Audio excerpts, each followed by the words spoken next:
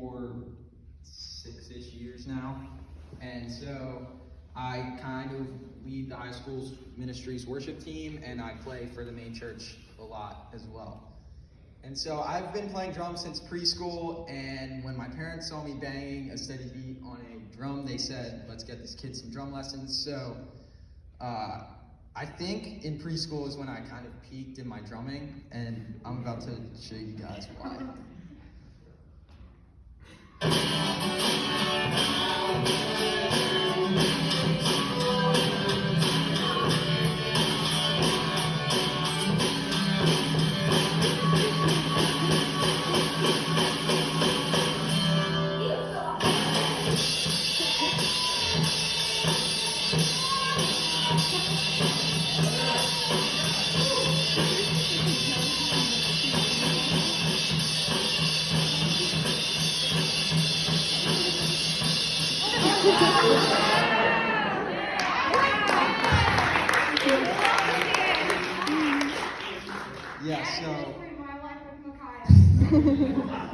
So drumming's kind of been one of my passions since I was very little, and another thing that I've definitely been interested in for a while now is space and just everything that goes into that.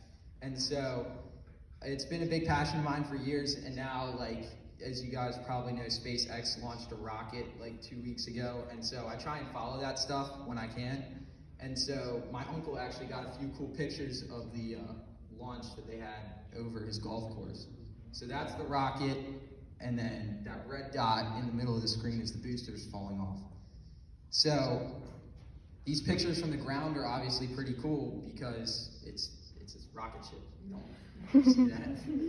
And so, but it's even cooler when you actually get into space, like the Hubble telescope did, and you're able to look at all these cool things without having to deal with Earth. So there's something that, and they're all just gas and dust, but they're all just like our galaxy. And so it's amazing that those are there.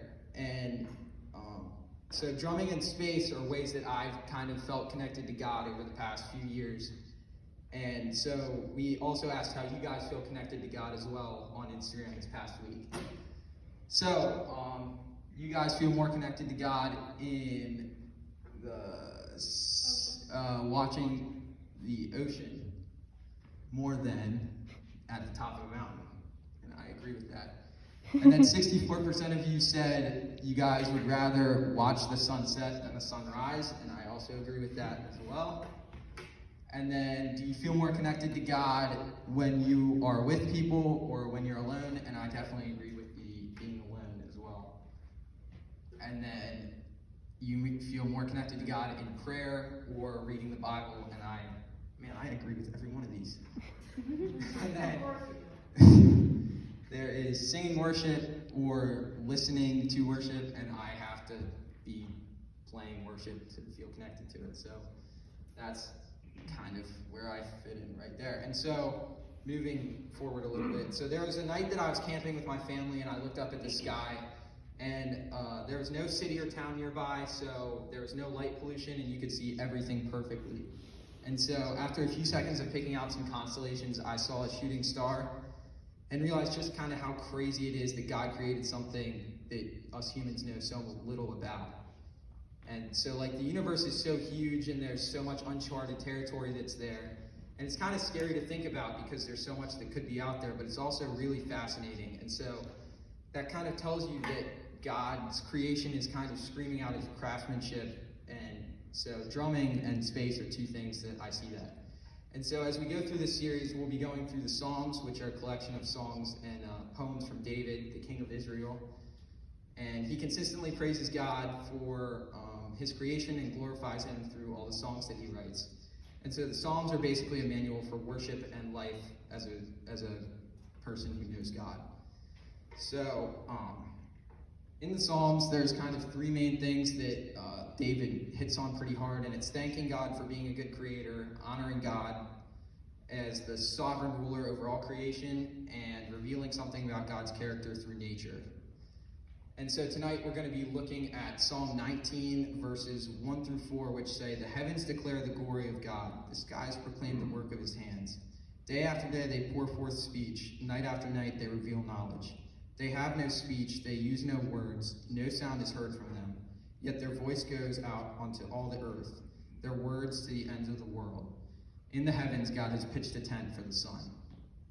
And so David says that creation declares God's glory, which I kind of just talked a little bit about.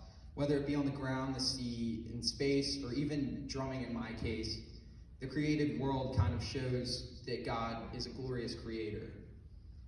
And so if you think about how big the earth is and how small we are compared to it, by realizing how vast and how great the earth is, we are reflecting back to and worshiping God's creation. And God is so detail-oriented, and by making something so big with so many moving parts and details, it tells us how great of a creator he is, and we should respond to that. And so in Genesis 1:26, it says that we are made in God's image, and his imprint is within us. His craftsmanship is displayed when we use our own special talents. And a few weeks ago, Katie kind of talked about how everyone has like one thing that makes them happy, one thing that they're really good at and is like their own. And so by using these talents that we have, we glorify God because we're fulfilling the purpose that he made for us. And so his craftsmanship is in us, and he gave us these talents and passions so that we could fulfill them. And it's kind of the same in nature, like when trees do their job and make oxygen, or waves crash on a beach, they're both fulfilling God's purpose. So worship is what we do to glorify God. It's kind of our sum of everything that we're bringing just to him. And so by worshiping, we simply reflect God's craftsmanship back to him and bring others with us along the way. And a lot of people think worship is just music, but it's so much more than that. It's a lot of people coming together and being a part of something greater than themselves. And to worship is to use your gifts to make God's name great. And so it does not have to be music, but can be ordinary things throughout the day. And so here's another psalm that kind of goes through that. It's Psalm 95. And so it says, "For the Lord is the great God, the great King above all gods. In his hands are the depths of the earth, and the mountain peaks belong to him. The sea is his, for he made it, and his hands formed the dry land. Come, let us bow down and worship. Let us kneel before the Lord our Maker, for he is our God. And we are the people of his pasture, the flock under his care." In verse 6, David tells us to worship, and we should worship with all of creation in praise of the God who created it. He is the king, he is a king and above everything, even the seas and space. So because of this and his great power, we should proclaim that he is good and our maker. In Psalm 19, it says that nature worships God, and we must join with all of our surroundings, including nature, in worshiping him as well. So kind of the question is, what do we do with this knowledge that we should be worshiping God throughout the day? And so we know creation declares God's glory and that we are made to worship God, but what does that mean for us in our daily lives? So whether you're surrounded by mountains or buildings, streets or people, bird songs or car horns, it's all kind of a reflection of God. Even playing 9 Square can be. If you do it well, which I did not do that well tonight. If we pay attention to the world around us, we can see God's creation worshiping him. And it doesn't have to be in huge ways, but even in the intricacies of flowers or leaves, we can see God's glory. And so one of the ways that I've seen God's glory displayed pretty recently was on the Bahamas missions trip a few years back. We had just finished a rainy and very tiring day of work at our sites and had come back to the school that we were staying in for our nightly program that we had. And so as we started our program, a huge thunderstorm came out of kind of nowhere, and we all huddled under a very small roof and worshiped God just right in that moment. And so it was one of the most worshipful and eye-opening experiences for me ever, because it was just all this chaos surrounded by all this beauty as well. And so we had a guitar and the cajon, which I just played, and so we had the lightning, the thunder, and about 60 people just all praising God. And so I saw God in those few moments of worship that we had. But not only were we worshiping, the rain, the thunder, and the winds that were with us were worshiping with us. And they echoed our praises to our Maker. So here's a video of that, actually.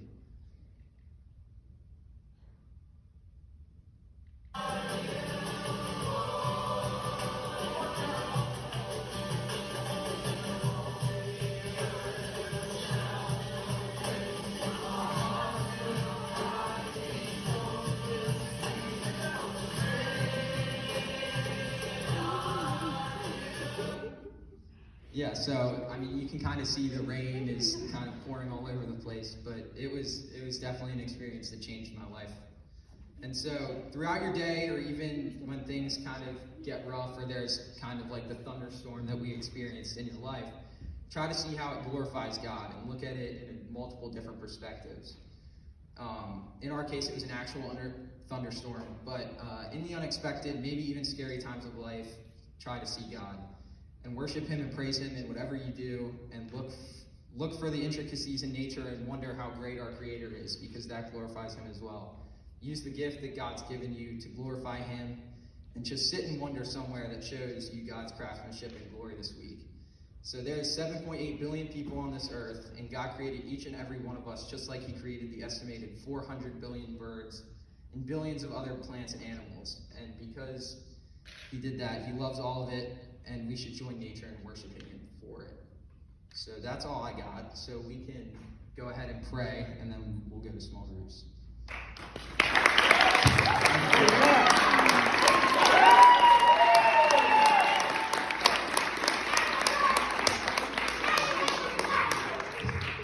Okay, let's go to God.